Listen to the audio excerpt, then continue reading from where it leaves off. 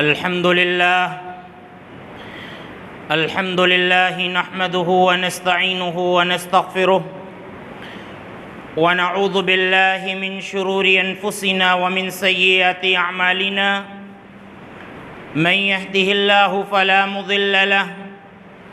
ومن يضلل فلا هادي له وأشهد أن لا إله إلا الله وحده لا شريك له وأشهد أن محمدًا عبده ورسوله أما بعد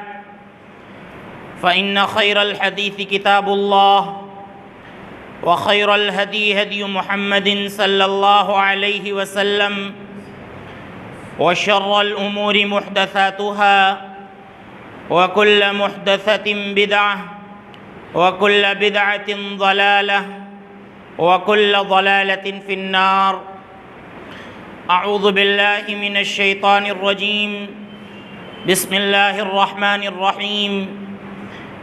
يا أيها الذين آمنوا إنما الخمر والميسر والأنصاب والأزلام رجس من عمل الشيطان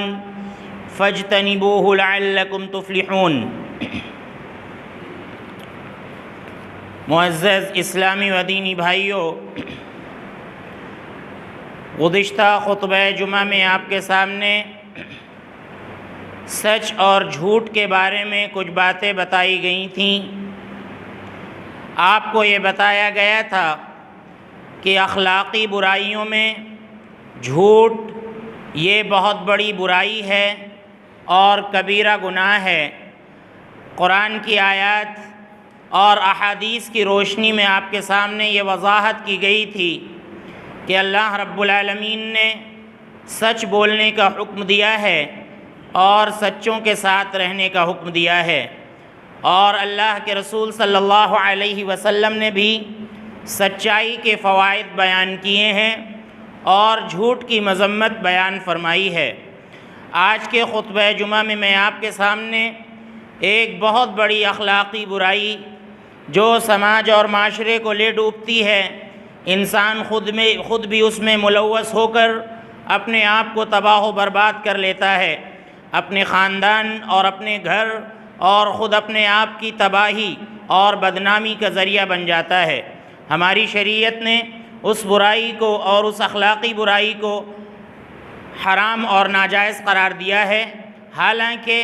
اسلام آنے سے پہلے صحابہ اکرام کے اندر بھی وہ چیز پائی جاتی تھی. ابھی چونکہ شریعت کا کوئی حکم اس برائی کے سلسلے میں نازل نہیں ہوا تھا، اس لیے صحابہ اکرام بھی اس برائی میں ملوث تھے اور اس ناجائز چیز کو پیا کرتے تھے جس کے بارے میں ابھی کوئی حکم نازل نہیں ہوا تھا. لیکن اللہ رب العالمین نے جب اس چیز کو حرام قرار دیا، یعنی شراب کو جب اللہ رب العالمین نے حرام قرار دیا، تو صحابہ اکرام کی تصویر بدل گئی، صحابہ اکرام کی زندگی کا نقشہ بدل گیا. صحابہ اکرام نے اپنی شراب کو مدینے کی گلیوں میں الٹ دیا. وہ شراب بھی صحابہ اکرام نے پینا گوارا نہیں کیا جس کو وہ تیار کر چکے تھے اور بنا چکے تھے. تو آئیے دیکھتے ہیں شراب جو بہت بڑی اخلاقی برائی ہے، اس تعلق سے اللہ رب العالمین نے ہمیں کیا حکم دیا ہے اور اللہ کے رسول صلی اللہ علیہ وسلم کا شراب کے تعلق سے کیا فرمان ہے. آیت کریمہ ہم نے آپ کے سامنے تلاوت کی. اللہ رب العالمین نے اس کے اندر کئی ایک برائیوں کا ذکر کیا ہے. اللہ رب العالمین نے ذکر کیا کہ اے ایمان والو، بے شک شراب، جوا اور تھان، آستانوں پہ جو کچھ ذبح کیا جاتا ہے، اور اسی طرح سے فال نکالنے کے جو پانسے کے تیر ہیں، اللہ رب العالمین فرماتا ہے کہ ان تمام چیزوں کو اللہ رب العالمین نے تمہارے لیے حرام قرار دیا ہے. اللہ کہتا ہے کہ من عمل الشیطان، یہ سب شیطانی کام ہیں. شراب پینا یہ شیطانی کام ہے، شیطانی عمل ہے. جوا کھیلنا یہ شیطانی عمل ہے. غیر اللہ کے دربار میں ذبح کرنا، غیر اللہ کی نظر ماننا، یہ بھی شیطانی عمل ہے. اور اسی طرح اپنی قسمت کا اندازہ لگانے کے لیے اور کون سا کام کرنا ہے کون سا کام نہیں کرنا ہے، اس کے لیے پرچیاں ڈالنا یا تیروں کو ڈالنا اور اس سے اپنی قسمت معلوم کرنا اور فال نکالنا، اللہ رب العالمین نے فرمایا کہ یہ جو ہے شیطان کا کام ہے اور یہ سب گندے کام ہیں. اللہ رب العالمین فرماتا ہے فَاجْتَنِبُوهُ، ان تمام کاموں سے مکمل طور سے اجتناب کرو، مکمل طور سے بچو، لعلکم تفلحون، تاکہ تم کامیاب ہو جاؤ، تاکہ تم کامیاب ہو جاؤ۔ تو یہاں پر آپ دیکھیے اللہ رب العالمین نے سب سے پہلے شراب کا ذکر کیا ہے۔ جب اسلام آیا تو اس وقت یہ شراب مدینے کے اندر پی جاتی تھی، مکہ اور مدینہ میں شراب پی جاتی تھی، اور کثرت سے تمام اہل عرب شراب پیا کرتے تھے۔ اللہ رب العالمین نے جب اپنے احکام کو اتارنا شروع کیا تو اب اگر اللہ رب العالمین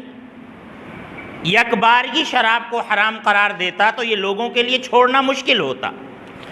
اللہ رب العالمین نے شراب کی جو حرمت کا طریقہ اختیار کیا ہے وہ بڑا عمدہ اور اعلیٰ ہے، اور ہم سب کو وہ طریقہ سبق دیتا ہے کہ کسی کے اندر بھی اگر کوئی برائی ہے تو اس کو آپ یک بارگی چاہیں کہ وہ چھوڑ دے تو وہ برائی نہیں چھوڑ سکتا، بلکہ دھیرے دھیرے اس برائی کو اس سے چھڑایا جائے۔ جیسا کہ اللہ رب العالمین نے شراب جیسی خصلت کو جب صحابہ اکرام سے چھڑانا چاہا، مسلمانوں کو شراب جیسی خصلت سے دور کرنا چاہا، تو اللہ رب العالمین نے 4 مرتبے میں شراب کا ذکر کیا اور 4 مرتبے میں شراب کو حرام کیا۔ اللہ رب العالمین نے یہ ذکر کیا قرآن کریم کے اندر کہ تتخذون منہ سکرا ورزقا حسنا۔ اللہ رب العالمین نے انگور کا ذکر کیا، اللہ رب العالمین نے شہد کا ذکر کیا، تو اللہ رب العالمین نے فرمایا کہ تم لوگ اس سے نشے کی چیز بناتے ہو، نشے کی چیز بناتے ہو، اور اس کو رزق حسن یعنی بہترین رزق کے طور پر بھی استعمال کرتے ہو۔ اللہ رب العالمین نے اب یہاں پر صحابہ اکرام کے ذہن میں ایک بات ڈال دی کہ شراب کہ آپ انگور یوں ہی کھائیں، آپ کھجور یوں ہی کھائیں تو یہ رزق حسن ہے، اچھا رزق ہے، لیکن اگر آپ اس کی شراب بنا لیں تو پھر وہ نشہ ہو گیا۔ یہ بات صحابہ اکرام کے ذہن میں بیٹھ گئی کہ انگور جو ہے یہ رزق حسن ہے اگر یوں ہی کھایا جائے، کھجور یہ بہترین رزق ہے اگر یوں ہی کھایا جائے، اور اس کی شراب بھی بنا لی جاتی ہے تو شراب ایک الگ چیز ہے۔ یہ پہلی آیت تھی جو شراب کے تعلق سے نازل ہوئی۔ اس کے بعد اللہ رب العالمین نے دوسری آیت شراب کے تعلق سے نازل فرمائی کہ یسألونک عن الخمر والمیسر، کہ اے نبی صلی اللہ علیہ وسلم لوگ آپ سے شراب اور جوا کے بارے میں پوچھتے ہیں، تو آپ کہہ دیجئے فیہما اثم کبیر ومنافع للناس، کہ شراب اور جوا کے اندر بہت بڑا گناہ ہے، بہت بڑا گناہ ہے، لیکن اس کے اندر تھوڑے فائدے بھی ہیں، وقتی فائدے لوگوں کو ہو سکتے ہیں۔ شراب پینے سے ہو سکتا ہے وقتی طور پر فائدہ مل جائے، قوت آ جائے، شہوت بڑھ جائے، مردانگی بڑھ جائے، اور اسی طرح سے جوا سے بھی وقتی طور پر ہو سکتا ہے بہت سے انسان پیسے کما لے، امیر بن جائے، دولت مند بن جائے، لیکن اللہ رب العالمین نے فرمایا کہ فیہما اثم کبیر، ان کا جو گناہ ہے ان کے فائدے سے کہیں زیادہ ہے۔ اب صحابہ اکرام کے ذہن میں یہ بات بیٹھ گئی کہ شراب اور جوا اس کے اندر بہت بڑا گناہ ہے، بہت بڑا گناہ ہے، لہذا اس سے پرہیز کرنا چاہیے، اس سے بچنا چاہیے۔ اس کے بعد تیسری آیت اللہ رب العالمین نے نازل فرمائی کہ یا ایھا الذین آمنوا لا تقربوا الصلاة وانتم سکارى حتی تعلموا ما تقولون۔ اللہ رب العالمین فرماتا ہے کہ اے ایمان والو، جب تم نشے کی حالت میں ہو تو نماز کے قریب مت جاؤ، نماز کے قریب مت جاؤ، کیونکہ تم منہ سے اللہ رب العالمین سے دعا کرنا چاہو گے، زبان سے اللہ رب العالمین سے کچھ مانگنا چاہو گے، اور نشے کی وجہ سے تمہاری زبان سے کچھ اور نکل جائے گا۔ تو اللہ رب العالمین نے صحابہ اکرام کو حکم دیا کہ تم لوگ نماز کے قریب مت جایا کرو، نشے کی حالت میں نماز نہ پڑھا کرو، حتی تعلموا ما تقولون، یہاں تک کہ تم جان لو کہ تم کیا کہہ رہے ہو اپنی زبان سے، کیونکہ شراب کی حالت میں، نشے کی حالت میں انسان نہیں جانتا ہے کہ وہ اپنی زبان سے کیا کہہ رہا ہے، کون سے کلمات ادا کر رہا ہے، اس لیے تم لوگ اللہ کی عبادت کے قریب نشے کی حالت میں نہ جایا کرو۔ تو اب صحابہ اکرام 5 وقت نماز کے وقت شراب چھوڑ دینے کے عادی ہو گئے۔ اب وہ شراب اچھے خاصے اوقات میں نہیں پیا کرتے تھے۔ اس کے بعد اللہ رب العالمین کی آخری آیت شراب کے تعلق سے نازل ہوئی، جو حتمی آیت تھی اور جو اس بات پر دلالت کر رہی تھی کہ شراب آج کے بعد سے مسلمانوں پر مکمل طور سے حرام کر دی گئی ہے۔ اللہ رب العالمین نے فرمایا کہ یا ایھا الذین آمنوا انما الخمر والمیسر والانصاب والازلام رجس من عمل الشیطان فاجتنبوہ لعلکم تفلحون۔ اللہ نے کئی ایک برائیوں کا ذکر کیا اور سب سے پہلے شراب کا ذکر کیا، اس کے بعد جوا کا ذکر کیا۔ اللہ نے فرمایا کہ یہ سارے گندے کام ہیں، یہ پلید اور نجس کام ہیں اور شیطانی عمل ہے، ان سے تم مکمل طور سے اجتناب کرو لعلکم تفلحون، تاکہ تم کامیاب ہو جاؤ۔ اللہ رب العالمین نے یہ بھی ذکر کیا کہ شراب اور جوا کے ذریعے شیطان تمہارے درمیان دشمنی ڈالنا چاہتا ہے، تمہارے درمیان بغض ڈالنا چاہتا ہے۔ آج اب اندازہ لگا لیں کہ جو لوگ شراب کے رسیاں ہیں، شراب پیتے ہیں، ان کی زندگی میں کس طرح سے اتھل پتھل پائی جاتی ہے۔ آپ دیکھ لیجئے زبان سے وہ کس طرح سے مغلظات بکتے ہیں، کس طرح سے گالی گلوچ دیتے ہیں اور کس طرح سے شیطان ان کے درمیان دشمنی ڈالتا ہے۔ اور دو شرابی کبھی بھی آپس میں دوست بن کر نہیں رہ سکتے ہیں، ان کے درمیان بگاڑ ہونا لازمی ہے۔ اور اگر ہمارے گھر کے اندر کوئی نعوذ باللہ شراب پیتا ہے تو ہم سمجھ لیں کہ اس کی وجہ سے پورا گھر بدنام ہو جائے گا اور پورا خاندان جو ہوگا وہ شرافت کے دائرے سے بالکل نکل جائے گا۔ اسی لیے اللہ رب العالمین نے فرمایا کہ یہ مکمل شیطانی کام ہے، نجس کام ہے، پلید کام ہے، لہذا ان سے بچا جائے۔ تو یہ 4 آیتیں تھیں جن میں اللہ رب العالمین نے شراب کی حرمت کا ذکر کیا، اور بالخصوص آخری آیت میں اللہ رب العالمین نے شراب کو مکمل طور سے حرام قرار دیا۔ اب آئیے ہم احادیث دیکھتے ہیں۔ اللہ کے نبی صلی اللہ علیہ وسلم نے فرمایا کہ ان اللہ حرم الخمر والمیت والخنزیر والاصنام، بے شک اللہ رب العالمین نے شراب کو، مردار کو اور اسی طرح سے خنزیر کو اور بتوں کو حرام قرار دیا ہے۔ اللہ کے نبی صلی اللہ علیہ وسلم نے صاف انداز میں حرمت کا ذکر کیا ہے، کوئی شک نہیں ہے ان کی حرمت میں۔ اللہ کے نبی صلی اللہ علیہ وسلم نے فرمایا کہ اللہ تعالیٰ نے سب سے پہلے شراب کو حرام کیا، اور اللہ کے نبی صلی اللہ علیہ وسلم نے یہ بھی ذکر کیا کہ حرم بیع الخمر، اللہ رب العالمین نے شراب بیچنے کو بھی حرام قرار دیا ہے۔ اور اسی طرح سے مردار، یعنی اگر جانور مر جائے تم ذبح نہ کر پاؤ شرعی طریقے سے تو اس کا کھانا تمہارے لیے حلال اور جائز نہیں ہے۔ اسی طرح سے اللہ کے نبی صلی اللہ علیہ وسلم نے ذکر کیا کہ خنزیر، اس کا گوشت یہ بھی تمہارے لیے حرام ہے، اور اسی طرح سے بت یہ بھی تمہارے لیے حرام ہے، ان کے قریب مت جاؤ۔ اور آگے اللہ کے نبی صلی اللہ علیہ وسلم نے فرمایا کہ ان اللہ یعرض بالخمر، بے شک اللہ تعالی شراب کے بارے میں اشارات کر رہا ہے۔ اللہ کے نبی صلی اللہ علیہ وسلم نے خطبہ دیا ایک بار، آپ نے کہا کہ بے شک اللہ رب العالمین شراب کے بارے میں اشارات کر رہا ہے، وَلَعَلَّ اللَّهَ سَيُنزِلُ فِيهَا أَمْرًا، ہو سکتا ہے کہ اللہ رب العالمین شراب کے بارے میں کوئی حکم نازل فرما دے۔ اللہ کے نبی صلی اللہ علیہ وسلم نے فرمایا۔ اس کے بعد آپ نے فرمایا کہ فَمَنْ كَانَ عِنْدَهُ شَيْءٌ فَلْيَبِعْ وَلْيَنْتَفِعْ بِهِ، کہ جس کے پاس بھی اگر تھوڑی بہت شراب ہو تو اس کو بیچ دے، اس کو ابھی کیا کرے، بیچ دے، یا اس سے وقتی طور پر فائدہ اٹھا لے۔ صحابہ اکرام کہتے ہیں کہ فَمَا لَبِثْنَا إِلَّا يَسِيرًا، ہم لوگ تھوڑی دیر ٹھہرے، حتیٰ قال النبی صلی اللہ علیہ وسلم، یہاں تک کہ اللہ کے نبی صلی اللہ علیہ وسلم نے فرما دیا کہ ان اللہ تعالی حرم الخمر، بے شک اللہ رب العالمین نے اب شراب کو بالکل حرام قرار دیا ہے۔ لہذا اب شراب نہ تو پینا جائز ہے، نہ اس سے فائدہ اٹھانا جائز ہے، نہ تو اس کا خریدنا جائز ہے، اور نہ تو اس کا بیچنا جائز ہے۔ اللہ کے نبی صلی اللہ علیہ وسلم نے فرمایا کہ فَمَنْ أَدْرَكَتْهُ هَذِهِ الْآيَةُ وَعِنْدَهُ مِنْهَا شَيْءٌ فَلَا يَشْرَبْ وَلَا يَبِعْ، اللہ کے نبی صلی اللہ علیہ وسلم نے فرمایا کہ جس انسان کے پاس بھی شراب کی حرمت کی یہ آیت پہنچ جائے، یعنی جو آیت ہم نے ابھی آپ کے سامنے ذکر کی جس میں شراب کے حرام ہونے کا ذکر ہے، اللہ کے نبی صلی اللہ علیہ وسلم نے فرمایا جس انسان کے پاس بھی شراب کی حرمت کی یہ آیت پہنچ جائے اور اس کے پاس اگر تھوڑی سی بھی شراب ہو، فلا یشرب، تو اس کو ہرگز نہ پیے، ولا یبع، اور نہ تو اس کی خرید و فروخت کرے۔ اللہ رب العالمین نے چونکہ اس کو مکمل طور سے حرام قرار دیا ہے۔ اور بھی آپ دیکھیں شراب کی مذمت کے تعلق سے اللہ کے نبی صلی اللہ علیہ وسلم فرماتے ہیں کہ لعنت الخمرۃ علی عشرۃ وجوہ، کہ شراب سے متعلق 10 چیزوں پر لعنت بھیجی گئی ہے، یعنی شراب سے متعلق 10 چیزوں کو حرام قرار دیا گیا ہے۔ اللہ کے نبی نے فرمایا وہ 10 چیزیں کون سی ہیں؟ بعینہا،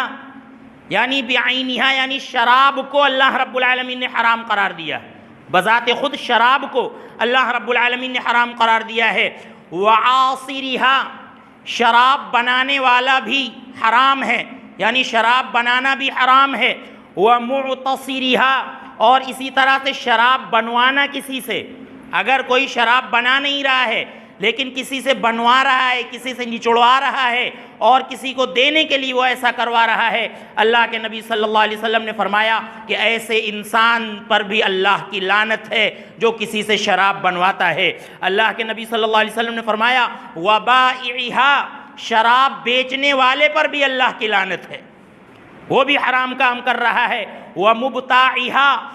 شراب خریدنے والے پر بھی اللہ کی لعنت ہے۔ اور اسی طرح سے وحاملہا، شراب اٹھانے والے پر اللہ کی لعنت ہے۔ والمحمول الیہا،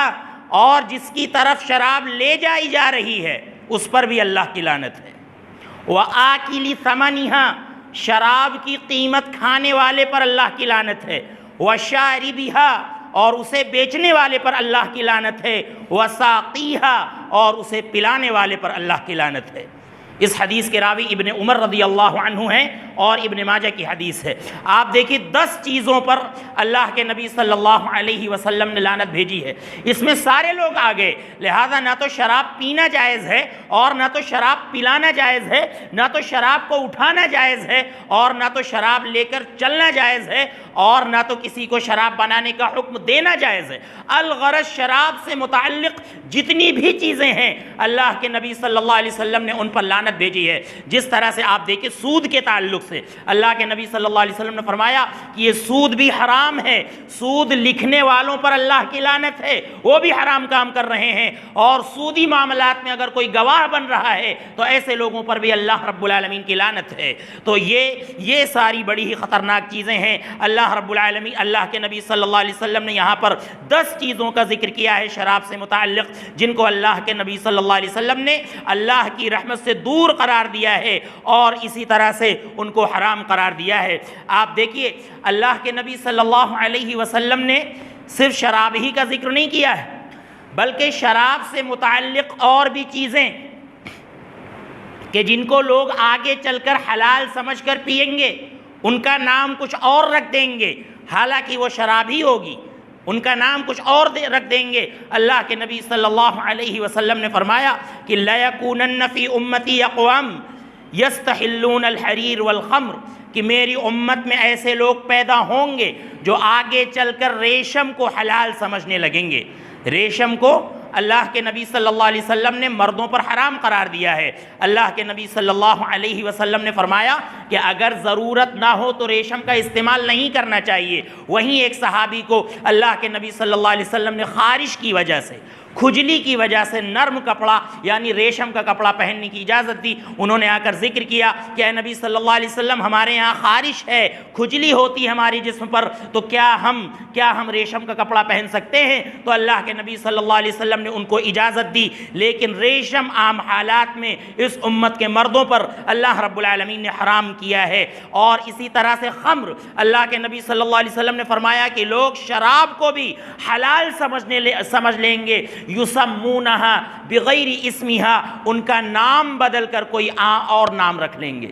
شراب کا نام کچھ اور دے دیں گے، حالانکہ وہ خمر ہوگا، نشے والی چیز ہوگی جو انسان کی عقل کو ڈھانپ لے گی۔ آج آپ دیکھ لیجئے شراب کے علاوہ کچھ ایسی چیزیں ہیں سماج اور معاشرے میں عام ہیں جو شراب ہی کی طرح کام کرتی ہیں۔ بھانگ کی ایسی قسمیں آ گئی ہیں جو انسان کی عقل کو مکمل طور سے مفلوج کر دیتی ہیں، اور اسی طرح سے حقہ میں ایسی تمباکو استعمال ہوتی ہے جس کو پینے کے بعد انسان مکمل طور سے عقلی اعتبار سے مفلوج مفلوج ہو جاتا ہے۔ اور جو ہلکی چیزیں ہم ان کی حرمت کی بات ہم نہیں کہتے ہیں، لیکن جس سے جو شریعت کے اندر جو تعریف کی گئی ہے کہ جس سے انسان کی عقل جو ہے مفلوج ہو جائے،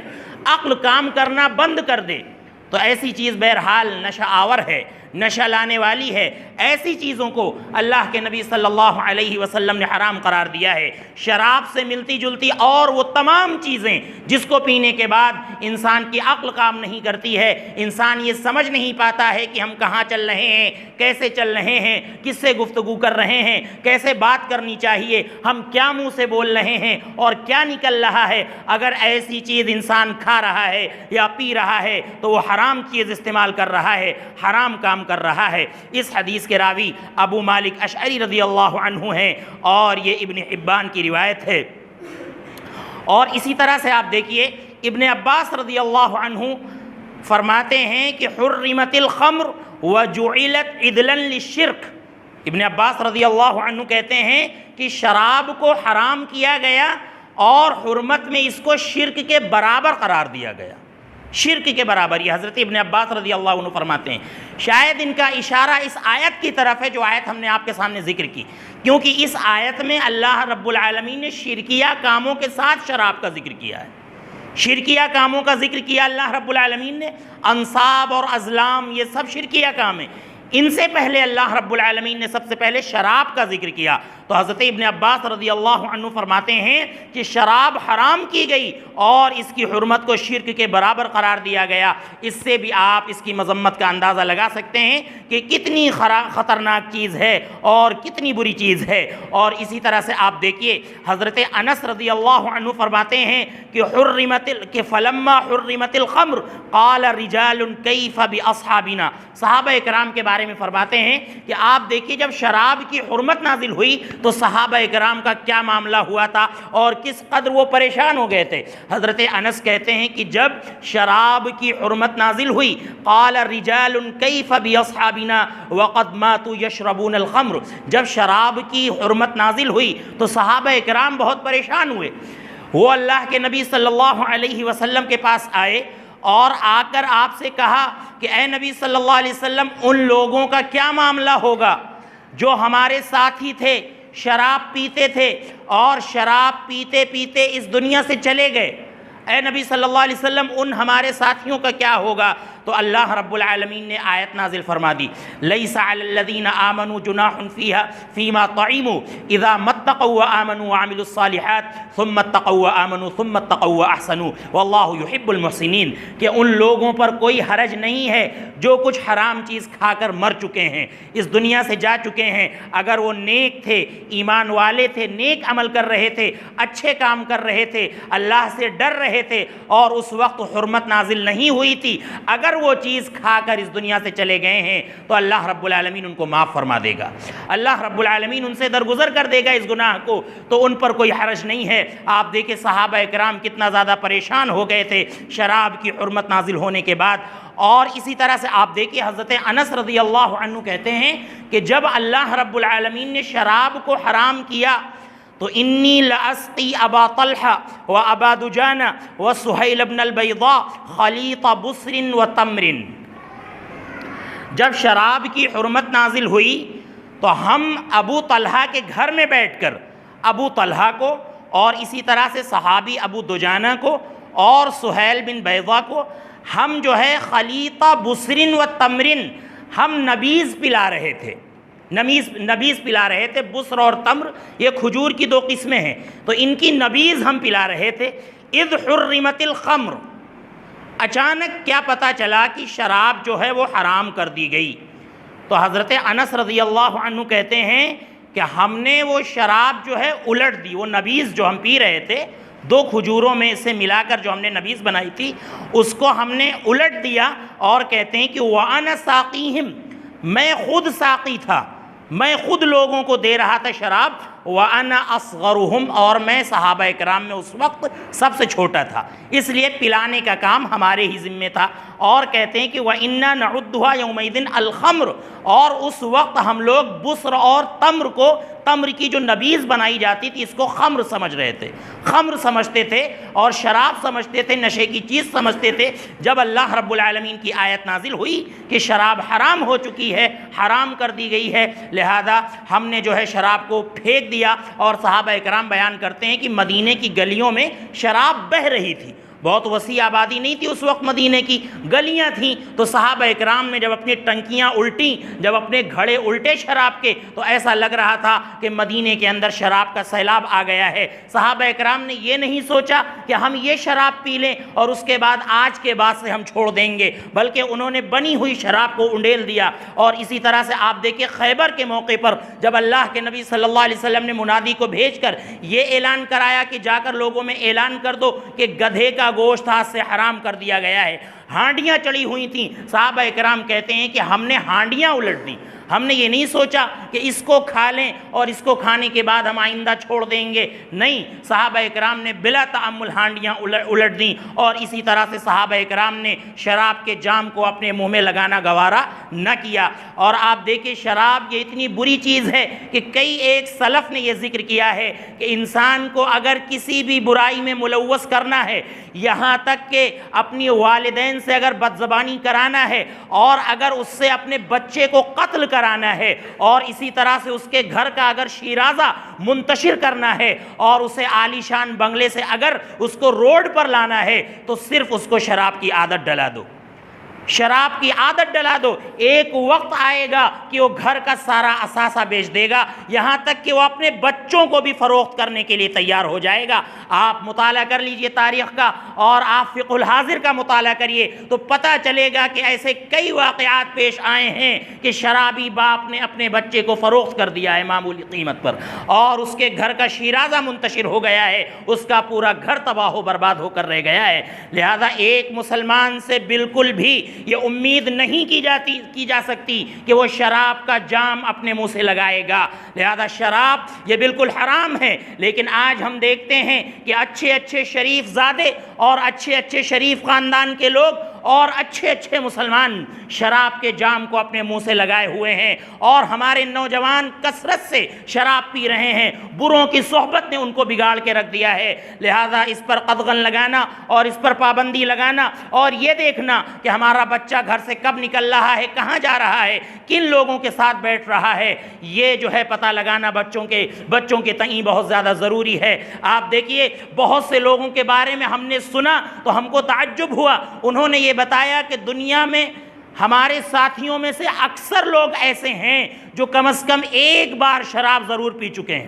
ہم سے کہنے لگے کہ مولانا صاحب آپ کو کیا پتا، ہمارے اتنے ساتھی ہیں جو آپ کے ساتھ بھی رہتے ہیں، انہوں نے ایک بار فلاں محفل میں شراب پی تھی۔ تو ہمیں تعجب کی انتہا نہ رہی کہ ایک ایسی چیز جس کو اللہ رب العالمین نے حرام قرار دیا ہے، اور وہ شخص ہم سے بولتا ہے، ہمارے ساتھ رہتا ہے، اور وہ شخص شراب کے جام کو اپنے منہ سے لگا چکا ہے۔ آپ سفر کریے، آپ لوکل گاڑیوں سے سفر کریے، ٹیمپو میں آپ بیٹھیں، آٹو میں آپ بیٹھیں، بس میں آپ بیٹھیں، تو آپ کو کوئی نہ کوئی ایسا شخص ضرور مل جائے گا جو شرابی ہے ان میں، اور آپ اس کی بدبو محسوس کریں گے۔ تو یہ عالم ہے دنیا کا۔ لہذا شراب جتنے بھی آفاقی مذاہب تھے ان میں حرام کی گئی تھی، اور ہمارے مذہب میں بھی شراب حرام ہے، لہذا اس کے قریب نہیں جانا چاہیے۔ اور آپ پتہ لگائیں، اپنے بچوں کی اچھی تربیت کریں، اور دیکھیں کہ ان کا اٹھنا بیٹھنا کن کے ساتھ ہے، وہ کہاں جا رہے ہیں، کیونکہ نئے نئے انداز میں نشہ آور اشیاء استعمال ہو رہی ہیں،